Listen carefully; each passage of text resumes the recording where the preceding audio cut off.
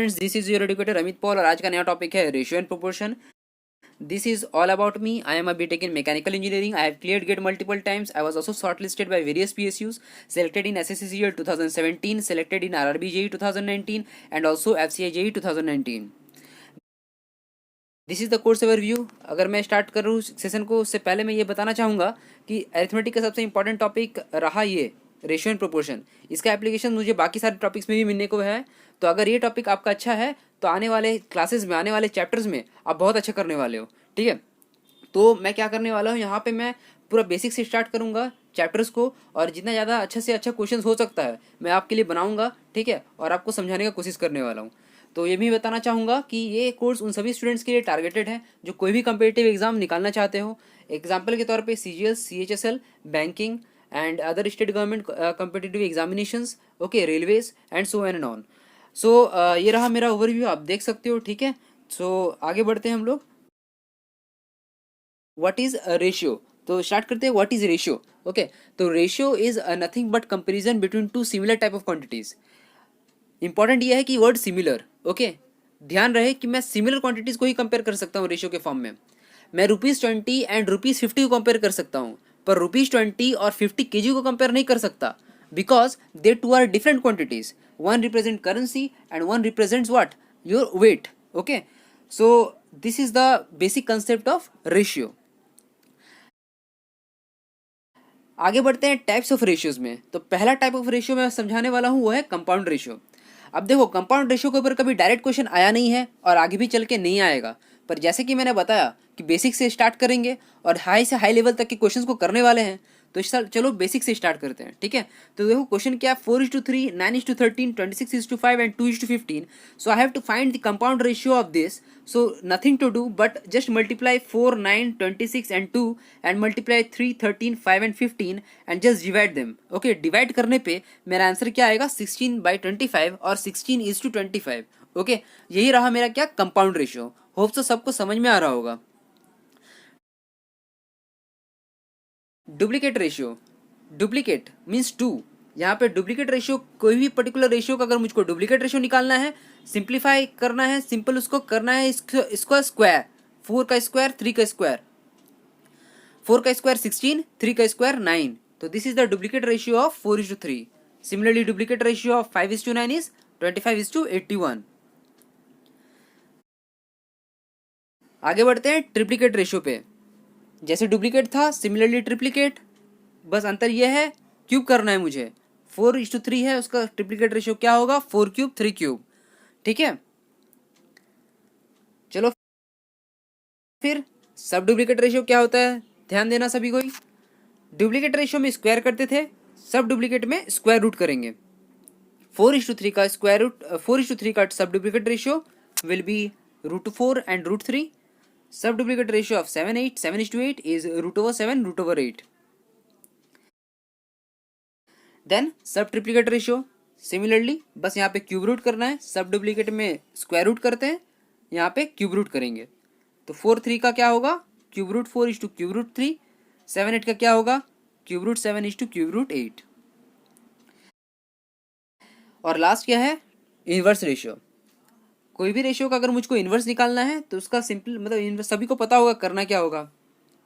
2 का इनवर्स 1/2, 3 का inverse 1/3. Okay, इसको और आगे सिंप्लीफाई कर सकते हैं. 2 और 3 का एलसीएम निकालते और पूरे ग्रुप के साथ मल्टीप्लाई कर देते तो आंसर 3:2 होता. तो आगे हम लोग ऐसे क्वेश्चंस करने वाले हैं जहाँ पे हम लोग देखेंगे ये सब चीज़ों को. ठीक है, और अच्छा तरीके से देखेंगे. बस सिंपल एलसीएम का ही तरीका नहीं रहने वाला है वहाँ पे. ओके, डायरेक्ट करना सीखेंगे वहाँ पे और बड़ा बड़ा रेशियोज को बदलना सीखेंगे.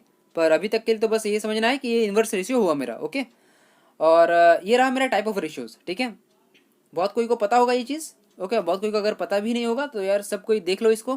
ठीक है, क्या पता कल जाके कुछ भी हो सकता है ना. आगे बढ़ते हैं. देखो, अब मैं स्टार्ट करने वाला हूँ. इसी सेशन में कुछ मैं बताना चाहता हूँ.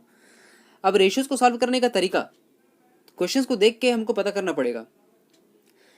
जो मैं अभी सॉल्व करना, जो मैं समझाना चाहता हूँ यहाँ पे, एक्चुअली मैं यहाँ पे एग्जाम्पल के फॉर्म में मैं समझाऊंगा यहाँ पे. तो सभी को इस थोड़ा ध्यान से देखना इस क्वेश्चन को.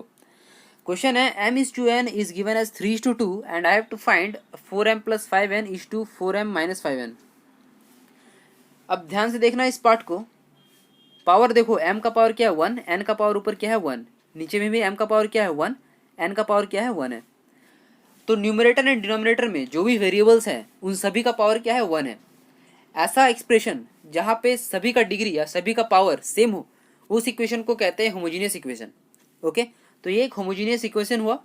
और इस टाइप ऑफ क्वेश्चन में अगर कभी रेशियो में आता है कि रेशियो दिया हुआ है किसी पार्ट का, कोई दो वेरिएबल का, और ऐसा एक्सप्रेशन दिया हुआ है, बोला है कि इसका वैल्यू निकालो, कुछ नहीं करना है, m का वैल्यू जो है उसको पुट करो, n का वैल्यू जो है उसको पुट करो, ठीक है, इंडिविजुअल वैल्यूज को डायरेक्टली पुट करो, आंसर आ जाएगा।